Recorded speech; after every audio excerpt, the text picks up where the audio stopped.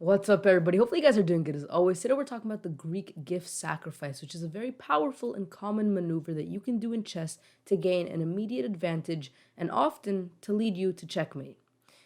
Before we begin, I do ask that you subscribe because over 90% of you who watch my videos are not subscribed, which is ridiculous. So, what are you guys doing? Come on, hit that sub button. Regardless, let's begin. I will show 5 real game examples of the Greek gift sacrifice because the Greek gift sacrifice is not something that arises from one line or one position, but rather it can come from many different openings and many different positions. And so if you see many examples of it in your own games, you'll be a bit more comfortable identifying when you have the ability to do the Greek gift sacrifice. But before we jump into the examples, I'll just show you a very simple example just to introduce to you the idea of the Greek gift sacrifice. We'll look at the French defense, and in this position, once black castles, you have a beautiful move, and this is the Greek gift sacrifice. Bishop takes h7 check, the king takes, and now knight to g5 check. These are the two moves that you'll see in all of the examples. A bishop takes a pawn on h7, followed by knight to g5 check. And so after this, the king has nowhere good to go. White is clearly winning. You did sacrifice material, but you have such a crushing attack. One very key important thing is that the knight is defended because often there's a queen, especially if it's more early on, often there's a queen on d8 that can take the knight. So, of course, the knight has to be defended by a bishop. So if you fianchetto your bishop or you trade it off early, make sure that the knight's going to be defended. But once you reach this position, there's no good move for black. If black goes here, then queen to h5 check, and you have checkmate. If black goes forward, then, firstly, you can already win the queen just by playing one of these two moves, because it, of course, comes with check, and you can win the queen. But there's actually, in this specific position, there's also a checkmate in 12, which I will go ahead and show you. It starts with queen d3, and here black has to resort to just giving away all the material because you had a very nice checkmate, and this is kind of the position that comes, and from here you again have a checkmate in 7 now. But if you want to play more safe, you don't want to calculate a full checkmate. Of course, you can just win the queen by playing knight takes e7 or e6 or f7, and you win the queen. And if the king instead, let's say, goes to g8, here you have queen to h5 again, and there's the threat of checkmate. There's really nothing they can do. They can start with just giving a check, but the point is there's nothing they can do. If they try to play queen takes, then obviously you don't get the checkmate, but you still win the queen.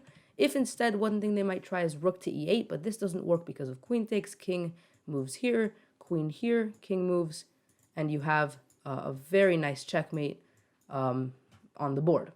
And so this is another move that doesn't work, and really every move doesn't work from this position. This is probably the best move that they have. You don't actually have a checkmate here, but you can play h4. And the point is you're going for h5, which will be, a nice attack. So if this continues, you end up winning the queen again because the king is forced to move to h6. And so this was a very simple example, but it was just trying to introduce to you the important two moves of bishop takes and followed by knight takes, and then how you can use the rest of your pieces, such as the queen and the h-pawn to continue an attack. Let's move on to a real game example. In all the examples I show, you will see the information of the players down below in the blue bar. Here we have Garry Kasparov with the white pieces, and you might think, okay, the second the knight moves, let's do the Greek gift sacrifice. But this does not work. Why? Because after bishop takes, king takes, knight to g5 is not possible because there's a bishop and a queen defending that square. There's only a bishop there's a queen and bishop attacking that square. There's only a bishop defending it. So this would clearly not work, which is why Garry Kasparov very smartly decided to wait on this. He moved his bishop a little bit, and the second that one of these two pieces moved, in this case the bishop, then he knew that, of course, now the Greek gift sacrifice does work because there's not two pieces defending it. So he goes ahead, he takes the pawn, delivers check, And here you also see another difference where not only did he have to wait because there was two pieces attacking, but also he doesn't have a queen on d1 that can immediately start to attack. Instead, he uses his rook. And this is completely fine. Sometimes you have to use other pieces to attack. It's not always going to be a queen, but make sure that you calculate enough that you know that you have enough pieces to attack with. And clearly here he did, as he manages it's quite a long attack, but in the end, he manages to go ahead and play this move. And here, there's nothing you can do. If the pawn takes, then bishop takes, king moves here, queen moves, king moves, and checkmate. So the point is, he sacrifices another knight, but it's just going to be checkmate. And that's one of the first examples. This is a great example for a number of reasons. First off, again, make sure that you can access with the knight this g5 square. And also make sure that you have enough pieces to then attack with after you do the Greek of sacrifice. Let's move on to another example. We'll go to this example. Again, the information will be down below. Here, white has just played the Greek of sacrifice, and the king takes. Knight moves to g5. The king moves down. Queen comes to g4. Here's another interesting move, right? You're not always going to move the queen to h5 in positions like these. And the reason that you can't go and maybe start, doing discoveries like these is because you don't have a bishop here. So you don't always need to have a bishop here. As long as, obviously, there's nothing attacking the knight here, you don't need a bishop to defend it. But that does also mean that you might not be able to do some of the attacking possibilities later on that you would have been able to do if there was a bishop. You could do a discovery, for instance. But the queen moves here, the pawn takes, the queen moves to h4, and beautifully, the queen and the knight are just beautiful attacking pieces, sacrificing a couple of pawns, but in the end delivering, not delivering mate because black resigns, but there is a checkmate in 2 that I'll quickly show. King moves to f3, now rook to b3 check, and now the only legal move, bishop to b3, and rook takes bishop, checkmate. Beautiful checkmate on the board.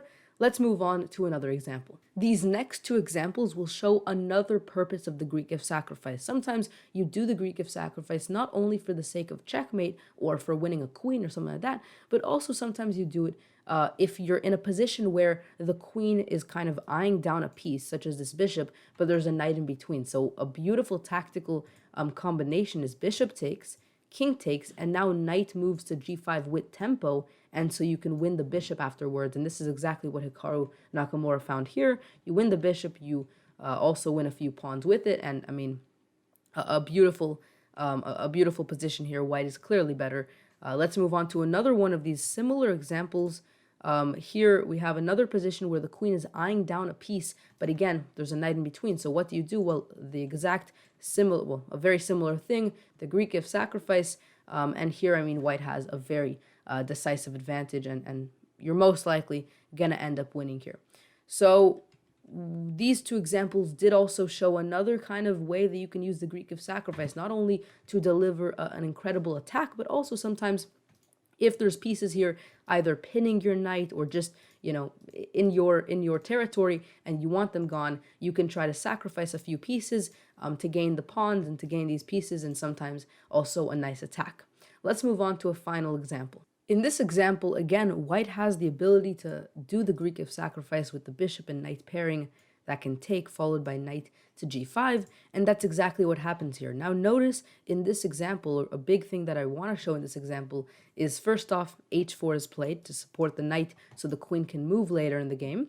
But another thing that I wanted to show this example is that in this example, there wasn't necessarily a clear checkmate that you can do following the Greek of sacrifice, but rather you opened up the king, your opponent's king, so much that later in the game, it was very easy to attack it. And this is exactly what happened. You continued to open up the king because of the Greek of sacrifice, and then later in the game, as you'll soon see, you managed to use this very open and very kind of centralized king to attack it, and in this position, obviously white is clearly winning and black actually resigns. So the another purpose of the Greek of sacrifice is to just open up your opponent's king. And so you saw in this video multiple different things that you can use the Greek of sacrifice for, winning the game, opening up your opponent's king, winning some pawns, and in general, just getting a beautiful attack. Hopefully you guys enjoyed this video. Make sure you guys subscribe because once again, 90% of the people that watch my videos are not subscribed. So if that's you, hit that sub button. Anyways, thank you guys for watching and peace out.